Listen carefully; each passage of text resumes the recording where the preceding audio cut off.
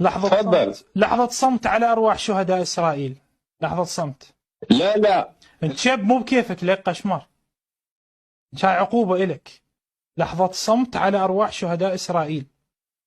اسكت. فتح وحماس والجهاد والجبهة الشعبية وما أشبه الفصائل الفلسطينية هذه كلها، أي جبهة التحرير، كلها خذوها وضعوها في أقرب سلة للقمامة. أقرب سلة للقمامة. فنحن لا يجب أن نقف مع هؤلاء. المؤمن كيس فطن. ما هو فائدة فلسطين؟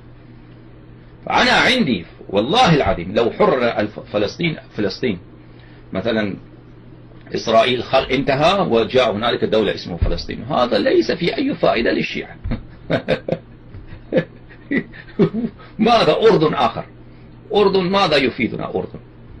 أو مثلا تونس آخر. يكون هكذا.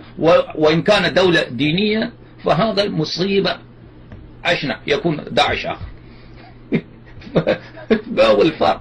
إسرائيل على الأقل أفضل، على الأقل أفضل. هو كافر، نعلم إنه كافر، نعلم إنه كافر، ولكن هذا باسم الإسلام يقتلنا. ففلسطين لا بأس نساعدهم إذا استطعنا، ولكن ليس لنا أولوية، مسألة حياتية لنا إلى جهنم. يلا تعال قل لي الآن، وين احنا عندنا قدس يوم القدس العالمي؟ هذه بأي كيولية موجودة هذه؟ شنو قيمة القدس عندي؟ لك ما تسوى قيمة ما لها. لكن عالي الشيعي أفضل من القدس. إن عالي الشيعي أنا أروح أموت لي شيعي على مود القدس؟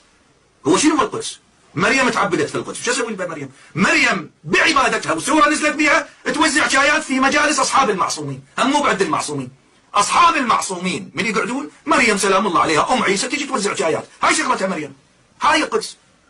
بناية ناصبية، طوابيق ناصبية، صلوات ناصبية. احنا شنو علاقتنا بالقدس يوم القدس العالمي؟ بياك يا ولية موجود. لا قل لي شيخنا انت تتلقى امواله ويستحكي، ما يخالف، ولكن انت قل لي بعد بياك يا ولية موجود، بيا حديث، بيا مجلة، وين موجودة هذه؟